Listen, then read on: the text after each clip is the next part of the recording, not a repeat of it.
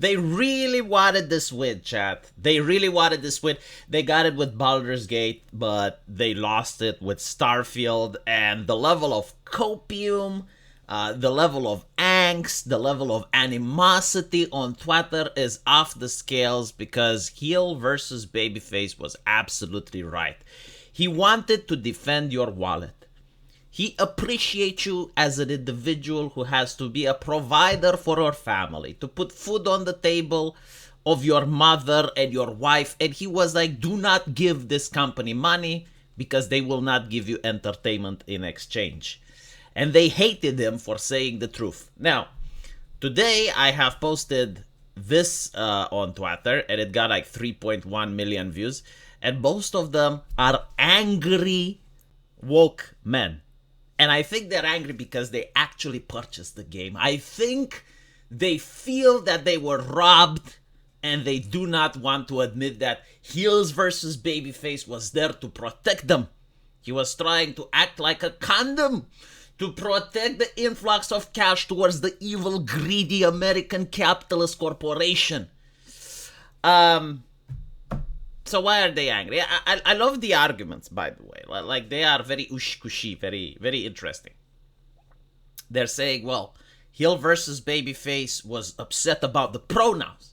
Like, you can't be upset about the pronouns. The pronouns are sacred. They come from God.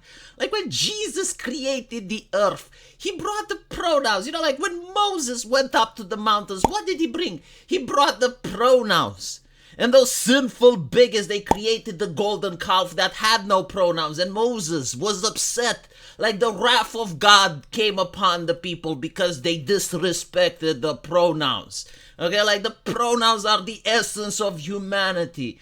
We, as human beings, cannot advance forward. We cannot take to the stars unless Elon Musk instigates the pronouns in his ex-company. Right? Like, is that... That is the mindset. Like, literally, it has become, in 2023, a sacred cow. Like, if you pick even on the concept of someone displaying a couple of letters on their bio, you're an evil heretic. Like, you're like a witch. You're trying to do witchcraft. Like, how can you identify a person if they do not state the pronoun? So they react violently, and companies understand this, right? Like, corporations understand this, and they put them just so that they get defended even when they fuck up. And in the case of Starfield, they did fuck up. Like, as you can see, mostly negative reviews. Despite this, they made a lot of money, right? So this is one of the arguments that they will say. It's like, what are you talking about? Starfield is a good game because it made a lot of money. And it is true, but it made a lot of money because of the brand. This is why brands are important. So because of the brand Bethesda, and because of Skyrim, and because of Fallout 4, people have bought Starfield. But I can guarantee to you that the failure of Starfield is going to influence the next titles. And most importantly, it's unlikely that they're going to be able to milk Starfield the same way that they milked Skyrim. I mean, sure, maybe they will try. You know, maybe we'll have like Starfield Remaster, Starfield VR, Starfield on the smart fridge, Smartfield on the smart car. Like, sure, maybe they'll try, but I don't think people will buy it. It's very unlikely that's going to be as successful. So technically, yeah, I mean, it did make money, but it did damage the brand. The second interesting observation is that people say, well, yeah, but like heels versus babyface, he was complaining about the pronouns, right? So the pronouns isn't why the game is bad. And I'm like, no, but it's a signifier, isn't it? It's kind of like if you're in the jungle and you touch a red frog, okay? And you know it's poisonous. So you tell the people around you, I need to get to a hospital quick. It was a red frog. And they're like, well, what does the color of the frog have to do with anything? Like, your problem, you need to accurately describe the chemical compound of the poison.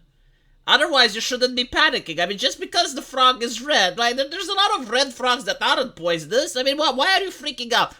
This is kind of what's happening here. Like, the pronouns aren't the issue. The issue is the ideology that surrounds them. And unfortunately, the people who work on the game have this ideology. It's an ideology that believes meritocracy is evil. Like, unironically, they make it very clear. They state it out. It's in the academia, in the newspapers. Like, they're basically saying that meritocracy is white supremacy.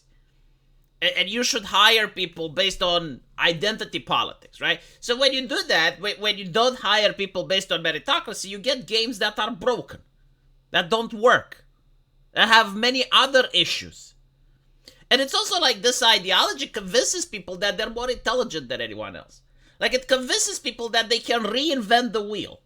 So they will look at something that sells, and it's like, okay, well, this game has sex appeal, but we know that's bigoted and wrong. We know that damages society, so we're going to do it differently, and we're still going to make money. So they're like inclined to believe that they are smarter than everyone else that doesn't think like them. In fact, like, if you don't think like them, they will consider not just that you're evil, but they will consider that you're dumb and uneducated. So they're not willing to listen to other people's opinions. They're not willing to listen to the customers. They're not willing to listen to the market. They believe that the customers and the market are children that require education. Because if they believe like that, they would have no reason to complain. So unfortunately, these people cannot make good games. Like, I'm sorry, it is impossible to be creative and make good games with this type of mindset. Like, if they were truck drivers, if they were people that were supposed to perform janitorial duty, maybe, this mindset wouldn't hamper their activity. But when you're having to be creative, when you're trying to be in a market that's already incredibly competitive, this type of attitude where you think you know better than everyone, when you're trying to educate your consumer base, where you put the investor on top of the actual customer, that's not going to work. Like, I'm sorry, it's not. Now, a lot of people bring up Baldur's Gate 3. Like, I love it. It's like, okay, so because Baldur's Gate 3 did well and was Game of the Year, then that means that people like Hill versus Babyface were wrong, right? Like, you can't judge a book by its cover. I disagree with this thing as well. Like, first of all, Games of the Year are just marketing campaigns right now. If you haven't figured it out, like, I'm sorry to tell you, the very concept of Games of the Year is just another PR stunt. They're not actual competitions. They're not actual. No, like, they are organized by people who take money. Okay, like, it's simple. But regarding Baldur's Gate, it's not really that woke. I mean, it's not Starfield woke. Sure, it's got the pronouns thing, and no one in the game actually acknowledges them. They don't even matter. The game is designed so that you can pick any gender, and literally any companion of any other gender will flirt and try to fuck with you.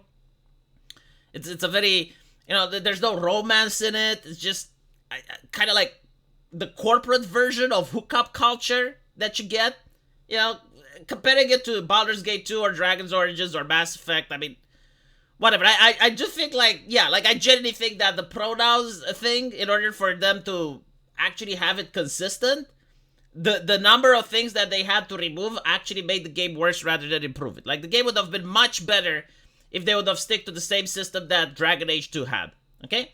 But anyway, whatever, that's neither here nor there. If you look at Baldur's Gate, you'll notice something very interesting. When it first came out, and it was asking people full money for an early access title, it wasn't woke. Like, I'm sorry, it wasn't. It didn't even have the pronouns thing. And it's only after a lot of people paid in, it's only after a lot of people decided to buy the early access that the game becomes woke. Now, what ends up happening is by the end of the production, I think I even made a video on this channel where I pointed out how none of the original developers are still there. Like, very few of the original team still happens to be at Larian Studios. And I think it shows. Like, I can't really prove that, but I have a hunch. I have a hunch that Act 3 is when the game actually started going full woke, right? And by this, I mean, like, they started hiring individuals that are ideologically motivated. And when I played Baldur's Gate, I played it right after the launch. And what I did notice is that Act 1 and Act 2 were amazing. Like, they were really great stories, and I really loved them. But when I got to Act 3, and I have a really good rig, by the way.